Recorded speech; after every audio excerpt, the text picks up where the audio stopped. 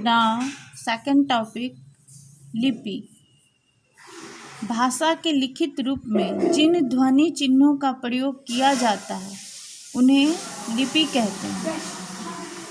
प्रत्येक भाषा में हर ध्वनि के लिए अलग अलग चिन्हों का प्रयोग किया जाता है। हिंदी भाषा का जन्म मूलतः संस्कृत से हुआ है। संस्कृत तथा हिंदी की लिपि देवनागरी कहलाती है। मुख्यतः अंतर्राष्ट्रीय भाषाएं रोमन लिपि में लिखी जाती हैं।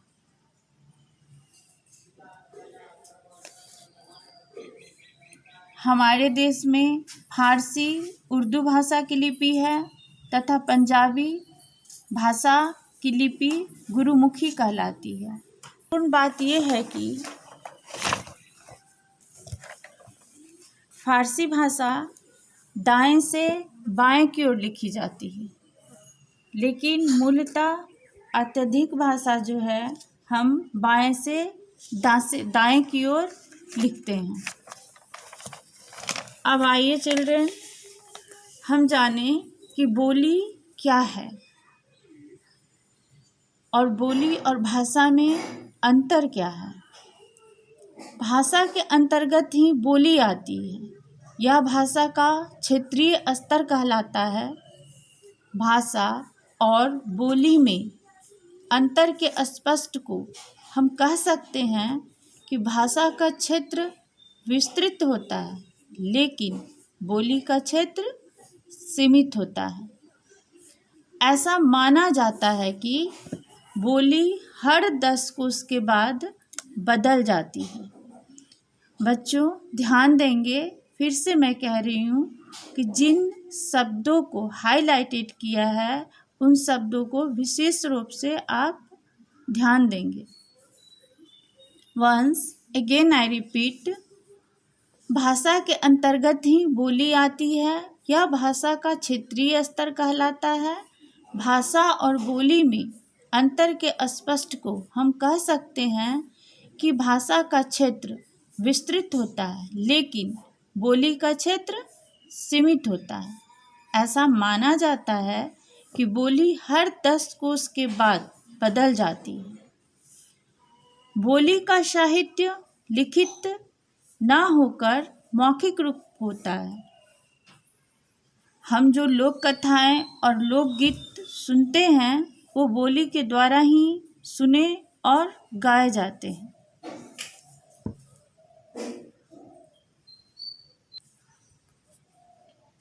इन 2 टॉपिक के द्वारा मैंने 3 प्रश्न दिए हैं आपको। भाषा को परिभाषित करें। मौखिक और लिखित भाषा किसे कहते हैं? लिपि क्या है? अब हम जानेंगे हिंदी भाषा तथा बोलियां। आइए थोड़ा सा बुक पर भी ध्यान देते हैं। हिंदी भाषा का लंबा इतिहास है। दिल्ली मेरठ के आसपास के क्षेत्रों में बोली जाने वाली भाषा आधुनिक हिंदी का मूल है। इसका जन्म अपभ्रंश से हुआ था। अपभ्रंश पाली प्राकृतिक से निकली है और यह स्वयं संस्कृत से निकली है। संक्षिप्त रूप से आप यही समझिए कि हिंदी भाषा जो है सर्वत्र रूप से भारत में बोली जाती है, लेकिन क्षेत्रीय स्तर पर हम कह सकते हैं कि कश्मीरी, पंजाबी, सिंधी, उड़िया, या आप बिहार में रहते हो तो आप समझ सकते हो कि यहाँ पे मैथिली और अन्य भाषाओं का प्रयोग किया जाता है।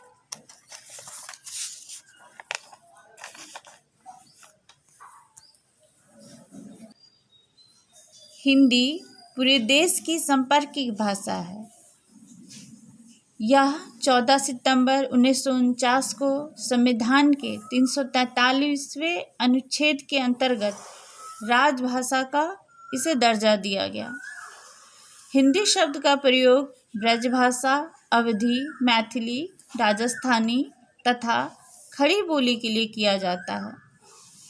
हिंदी भाषा उत्तर प्रदेश, दिल्ली, राजस्थान, हरियाणा, मध्य प्रदेश, हिमाचल आदि में बोली जाती है। इस प्रकार हिंदी भाषा की ध्यान देंगे 18 बोलियां या उपभाषाएं हैं। जैसा कि मैंने पहले बताया कि भाषा का क्षेत्र विस्तृत होता है पर बोली का क्षेत्र सीमित होता है। अब आइए हम थर्ड टॉपिक पे आते हैं। भाषा तथा व्याकरण क्या है? बच्चों, 6 क्लास से ही आप जानते होंगे कि व्याकरण हम क्यों पढ़ते हैं।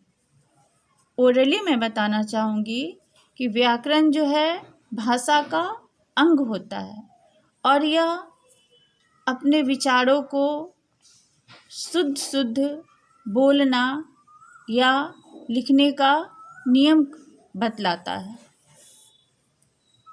संक्षिप्त रूप में व्याकरण की परिभाषा हुई भाषा के शुद्ध प्रयोग के लिए नियमों का ज्ञान कराने वाला शास्त्र व्याकरण कहलाता है। व्याकरण का शाब्दिक अर्थ है विश्लेषण करना अर्थात विस्तृत करना। व्याकरण के अंतर्गत ही वर्ण, शब्द तथा वाक्यों की रचना और उनके प्रयोग पर चर्चा होती है।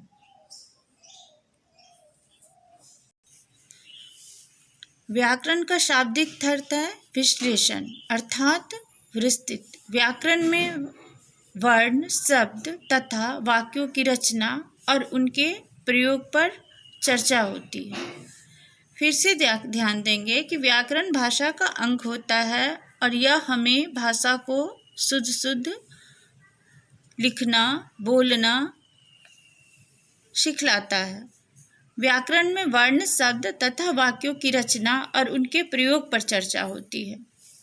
व्याकरण प्रयोग से न केवल भाषा के शुद्ध रूप को समझा जा सकता है अपितु उसमें एक रूपता भी आ जाती है।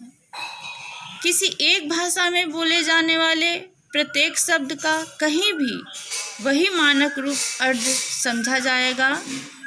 भाषा विश्लेषण, उसकी रचना, प्रयोग तथा शुद्धता की जानकारी के लिए व्याकरण का ज्ञान आवश्यक है। व्याकरण 3 पार्ट में डिवाइड हो जाता है आपका, वर्ण विचार, शब्द विचार और वाक्य विचार।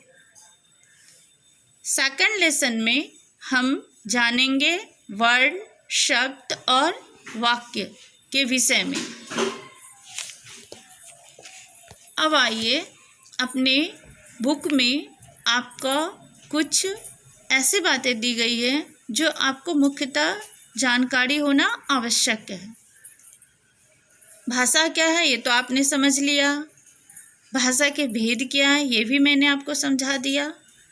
भाषा के लिखने के लिए जिन ध्वनि चिन्हों का प्रयोग होता है उसे लिपि कहते हैं, इसकी भी जानकारी आपको मैंने यहाँ पे लिखित रूप से दे दी है। ये आप अच्छी तरह से रीड कर लेंगे। हर भाषा की अपनी अपनी लिपि होती है।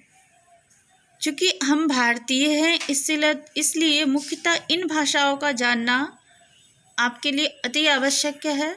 संस्कृत और हिंदी की लिपि देवनागरी है। अंग्रेजी, जिसको अंतर्राष्ट्रीय भाषा भी कहते हैं, रोमन लिपि में लिखी जाती है। पंजाबी की लिपि गुरुमुखी है। उर्दू की फारसी है। जो आपको मैंने बता दिया कि इसके लिखने का तरीका क्या है। बोली को भी मैंने आपको परिभाषित करके समझा दिया है आपका रिटन वर्क में। वर्तमान में आपको हिंदी को खड़ी बोली भी कही जाती है। हिंदी दिवस 14 सितंबर 1949 को संविधान के 343वें अनुच्छेद में राज्य दिवस का दर्जा दिया गया और इसी दिन को हिंदी दिवस भी कहा गया और हिंदी पूरे देश की संपर्क की भाषा बन गई। आप पहले से जानते हो कि हमारा देश भारत कब आज़ाद हुआ था? 1948 को। भाषा के शुद्ध प्रयोग के नियमों का ज्ञान कराने वाला शास्त्र व्याकरण कहलाता है।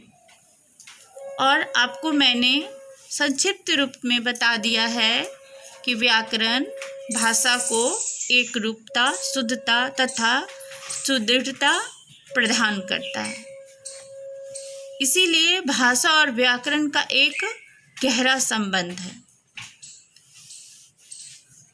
वर्ण, शब्द तथा वाक्य व्याकरण के अंग हैं। बच्चों, हिंदी व्याकरण में आपका आओ अभ्यास करें का ब्लैंक चैप्टर है, जिसको जो कुछ भी मैंने आपको पढ़ाया है उसको आपको यहाँ पे रिटन करना है होमवर्क के रूप में। पहला प्रश्न है आपका, निम्नलिखित का अंतर स्पष्ट करो। इससे संबंधित मैंने प्रश्न भी आपको दे दिया है। यहाँ है आपका रिक्त स्थान की पूर्ति करो। जो कुछ भी मैंने आपको समझाया है वो संक्षिप्त रूप से इसमें फिलअप करना है। यहाँ पे आपका थर्ड क्वेश्चन है, रॉन्ग एंड राइट। बॉक्सेस बनाए हुए हैं। प्रश्नों के अनुसार आप यहाँ पे इन प्रश्नों का उत्तर देंगे। फोर्थ क्वेश्चन है आपका, भाषा और लिपि का सही मिलान करें, यानी मैचिंग करना है आपका कि ये भाषा यहाँ दी हुई है और यहाँ उनकी लिपियाँ लिखी हुई है। जिन भाषा की जो लिपि है उससे आप उसका मिलान करेंगे। पांचवा क्वेश्चन है कि बॉक्सेस में आपको कुछ भाषाएं दी गई है, भाषाएं तथा बोलियां, इन्हें छांटकर उचित स्थान पर लिखो। जो भाषा है, जैसे भारतीय भाषाएं आपको यहाँ पे लिखनी है। विदेशी भाषाएं जिसको अंतर्राष्ट्रीय भाषाएं कही जाती है वो यहाँ पे आपको लिखना है। भारतीय बोलियां, बोली का अर्थ आप समझ चुके हो कि बोली का अर्थ जो है सो सीमित होता है। तो इस बॉक्स में से आपको बोलियों को अलग करने लिखना है। Thank you for all. Next chapter में हम वर्ण, शब्द और वाक्य के बारे में जानकारी हासिल करेंगे।